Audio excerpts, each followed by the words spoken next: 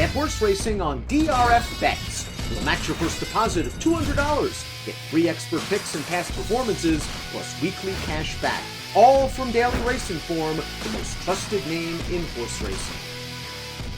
Hi everybody, Dan Illman, Mike Beer. The feature race at Belmont at the Big A on Sunday. Race number 8, the $150,000 Floral Park. This race for fillies and mares going 6 furlongs on the outer turf. Let's take a look at this field. Several horses on the outside, 8 through 10, entered main track only. And if Frank's Rocket gets in, she's going to be a very, very short-priced favorite, and obviously the horse to beat. On turf, however, the number 2, Lady Edith, is 9-5 on the morning line. 5th last time out in the Smart and Fancy, Mike. She brings very competitive Buyer's speed figures to this race.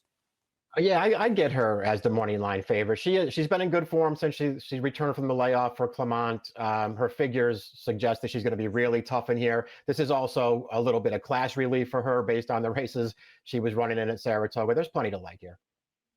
She's the kind of filly that would use that could use a little pace up front. We'll see if she's going to get it from our Timeform US pace projector. Igloo on the inside is expected to make the lead. I won't argue with that. That's her preferred style of running. She wasn't very good last time out at Delaware, but I think she makes the pace. Yeah, I thought so too. I mean, overall, I just didn't see a ton of pace in this race. We'll see how it all develops early. I can see this horse going to the lead, but like you, didn't really like her most recent start. Let's talk a little bit more about Igloo, going out for Manny Franco and Jonathan Thomas, breaking from the rail with speed. Her race at Belmont 2 starts back the license fee. She showed speed going 6 furlongs. Miss J. McKay just ran right by her like she was tied to the 3/16 pole, but she stayed on okay for third. Her race at Delaware last time out was troublesome for several reasons. A, she has a tendency not to take the turns very well, and it looked like she was bearing out again on the turn, and her lead changes were very awkward. I wonder if that's what sort of precipitated this layoff, because we haven't seen her for a while, and Jonathan Thomas is a very sharp trainer, bringing her back in a tough spot. I wonder if he's kind of tinkered with Igloo and fixed her. It'll be interesting to see, and certainly making the early lead in here could work to her advantage as well. Ultimately, Dan, she's still very lightly raced, so I guess we could project a little bit of improvement. But even against this field, and I don't think this is, the strongest stakes race for turf sprinters we've ever seen, she's still got to do better to win this race. Lady Edith, number 2, Joel Rosario picks up the mount. She's a stakes winner on turf. She is a stakes winner on synthetic, and she ran just fine against tough competition at Saratoga. The Smart and Fancy, she was running on late, and that's what she does. She will make a stretch bid. I'm not sure if I would want to take 9-5 on her, but she's had some trouble in some races as well. She has. I mean, maybe a little bit of traffic in the Caress 2 starts back. I still thought that was a good performance. I don't think it cost her a win necessarily, but she still ran well in that race. Last time, she ran fine. She didn't have a real big excuse in there, but that was just a way tougher field than this one.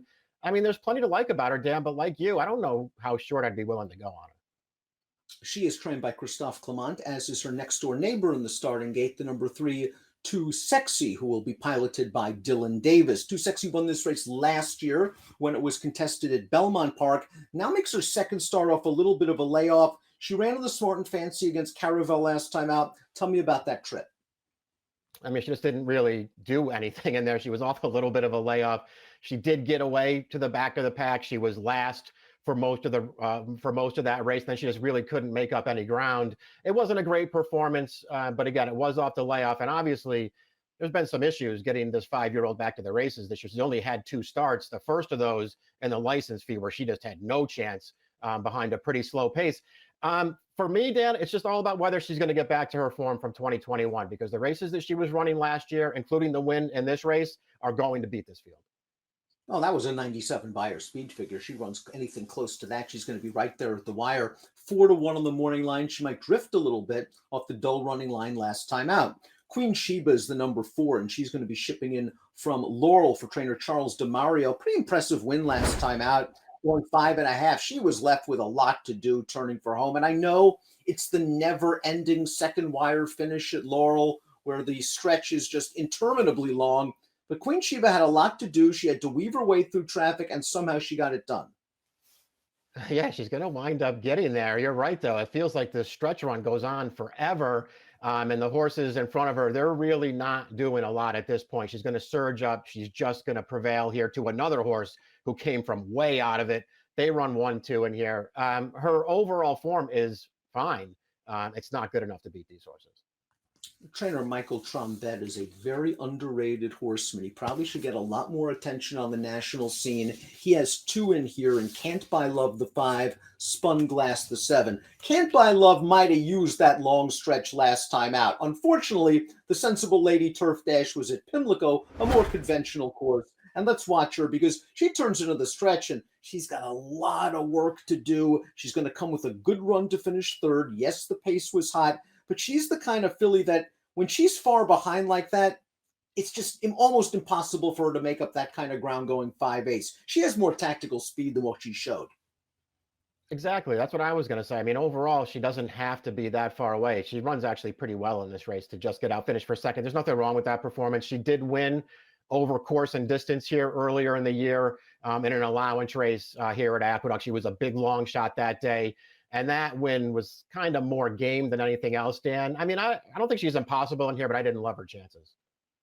Kept Waiting is up next. This one is in very good form. Let's watch the New York Bred's most recent performance. An open 3rd level allowance over this course at Belmont at Aqueduct. I thought the trip worked out pretty well. She was able to tuck into the pocket on the backstretch. She angles to the outside, and then she grinds these horses down. She's another horse that is very versatile from a running style standpoint. I expect her to be sitting 2nd or 3rd. Yeah, I agree with you. I think she can get a really good trip in here because she always gets good trips in her races. And I'm with you on that race there. I mean, she ran, pretty well in there, I guess. The trip was good. It wasn't, an effort that blew me away necessarily. But listen, at the end of the day, Dan, she's 6 for 12 since Falcone claimed her. She's a stakes winner on dirt. She always runs well on turf. I mean, I can't really knock her. I just don't think I want to bet her. Spun Glass is the 7. She's won 3 of her last 4 starts for Trombett, including a restricted stakes race at Colonial last time out over a couple of minor next out winners. She's a horse that's always consistent, always around, doesn't seem to run that fast by her speed figure, however, which makes me think this might be a little bit of a step up in class. I'm worried about it too. Among the 2 Trombetto horses, though, this is the one that I prefer. I do think she brings really good form into this race. She did run an 89 buyer when she won 4 starts back over her stablemate. So, I mean, there are things to like about her, Dan. I couldn't quite talk myself into her, but I won't be surprised when she's competitive. The remaining 3 horses are entered main track only, led by Millionaire Frank's Rocket, the number 8, who, if she runs in here, is going to be very, very tough. Top pick time for the Floral Park Stakes. I want to go with the speed. I'm hoping Igloo puts this field on ice. She gets right to the front and backs down the fractions, although I have to admit, I was disappointed by her last race, but the price should be good for a horse that should be controlling the pace. You're going to give Too Sexy one more chance to run back to her 2021 form.